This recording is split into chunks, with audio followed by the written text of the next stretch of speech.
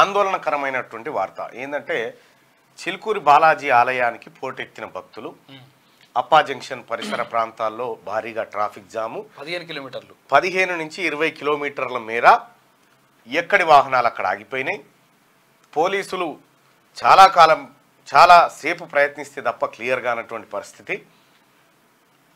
దాదాపు 2 నుంచి 3 లక్షల మంది భక్తులు ఉదయం 4 గంటల నుంచే చిలుకూరు వైపు బాట పట్టిరు. అసలు ఏం జరిగింది చిలుకూరు కాడ, ఏముంది అనేది ఒక్కసారి చూస్తే,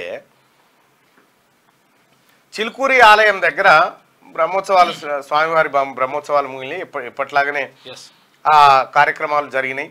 సో అంతవరకు ఓకే, బాగానే ఉంది. కానీ ఈ మధ్యకాలంలో ఏం జరిగిందంటే, మరి అక్కడ ఎవరికి వచ్చిందో ఆలోచన తెలియదు కానీ గరుడ ప్రసాదం అని ఒకటి, లడ్డు గరుడ ప్రసాదం అని ఒక ప్రసాదం పెడతావురట. ఆ ప్రసాదం విషయం ఏంటంటే, ఈ ప్రసాదం తిన్న వాళ్ళకి సంతానం కలిగే అవకాశం ఉంది, పిల్లలు కాని వాళ్ళకి పిల్లలు అవుతారని చెప్పి ఓ పుకారా లేపారు. ఆ గడ్డ ప్రసాదం తింటే పిల్లలు కాని వాళ్ళకి. అయితే దాన్ని బట్టి మనకి ఏమన్నా ఈ 3 లక్షల మందికి పిల్లలు లేరా ఎట్లా? ఈ రోడ్ల వీటిలో పడి జామ్ అయిన వాళ్ళందరికీ అంతే. అది ఆ ఒక్కరోజే ఇస్తామని చెప్పుడుతోటి విపరీతమైన రద్దీ, ఇటు పోయేటోడు అటు పోయేటోడు అంతా ఎక్కడికక్కడ జామ్ అయిపోయి కూర్చుంది. పాపం వెంకటేశ్వర స్వామిది ఏ పొరపాటు లేదు, ఆయన మంచి దేవుడు, అందరిని సమానంగా చూసేటువంటి గొప్ప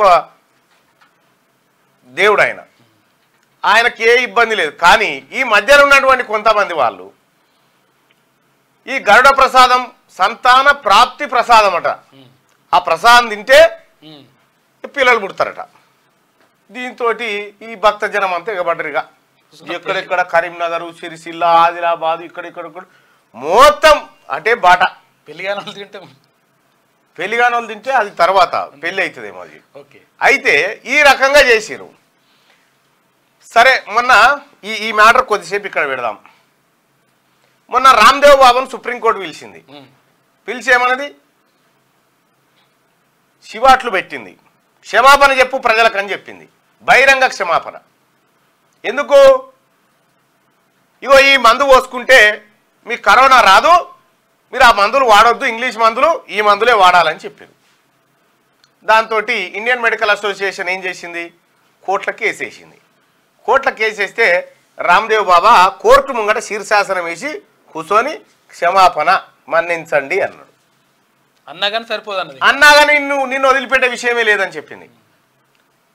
ఓవైపు నిన్న మొన్ననే ఆ కార్యక్రమాలు మనం చూస్తా ఉన్నాం. సుప్రీంకోర్టులో జరిగినటువంటి వ్యవహారాలు సేమ్ చిలుకూరు బాలాజీ దగ్గర అదే జరిగింది.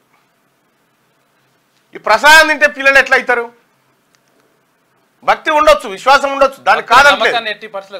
నమ్మకం, మీ భక్తుల నమ్మకం వేరు, దీనివల్ల అవుతారని చెప్పడం వేరు.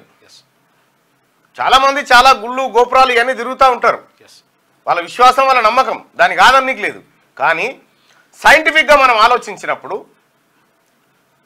సంతానోత్పత్తి జరగాలంటే మహిళా పురుషుల కలయిక జరిగి, కలయిక ద్వారా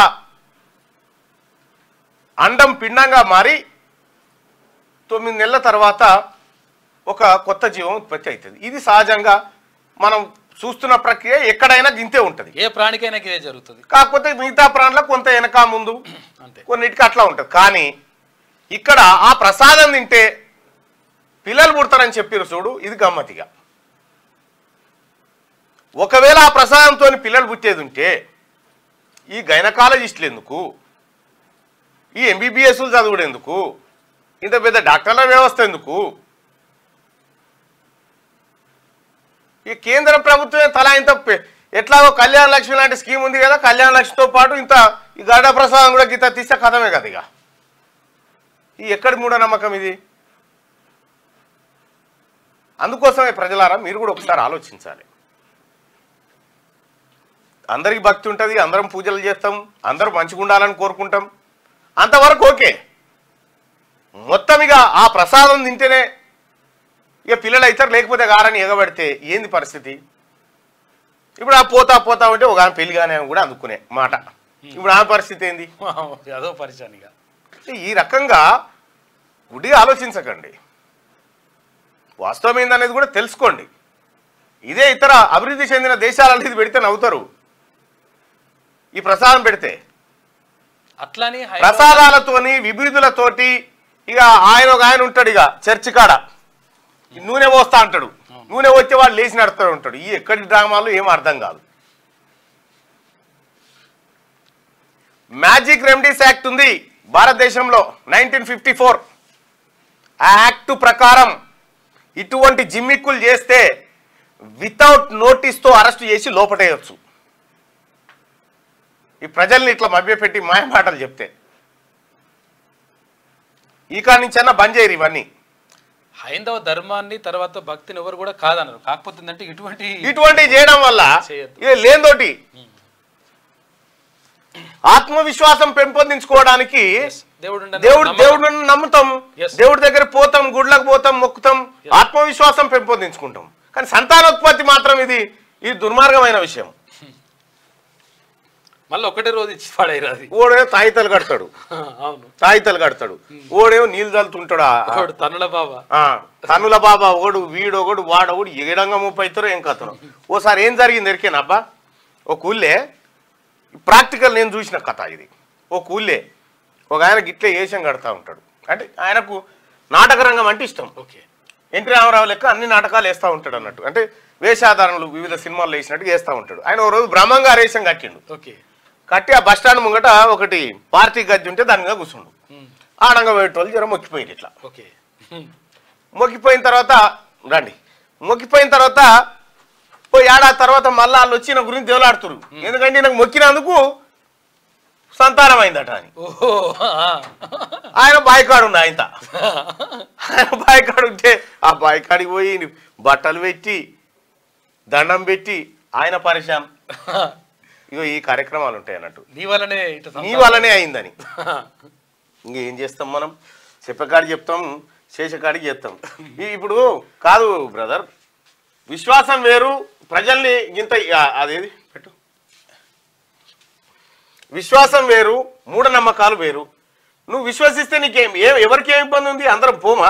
నిన్న మొన్న మేము పోయి మా ఊళ్ళో పేద రాములవారి జాతర చేసి వచ్చాం, కళ్యాణం చేసి వచ్చినాం. విశ్వాసం ఉంటుంది అందరికి, అది వేరు. కొలుస్తాం భయ్, ఎందుకు కొలం? మనం కాదంటలేం. మరి విశ్వాసాన్ని మనం కాదంటలేం. ఎవరి విశ్వాసాన్ని కాదంటలేము. కాకపోతే ఎవరి విశ్వాసాన్ని ఇప్పుడు చర్చి కాడ పెడతాడు ఆ పాస్టర్, ఆ నీళ్లు పోతా ఉంటాడు. ఇక ఈయనకు ఏడ్సే తక్కువ అవుతుంది అని చెప్తాడు. ఇంకొక ఆయన తాయిత కడతా ఉంటాడు మసీద్ కాడ కూర్చొని. ఇక ఇంకొక ఆయనకు ఈ దుకాణం పెట్టే. ఇవన్నీ మంచి ఆ ప్రజలకి దేవుడి మీద నమ్మకం ఓకే, కానీ మిగతాది ఇవన్నీ కూడా అట్లా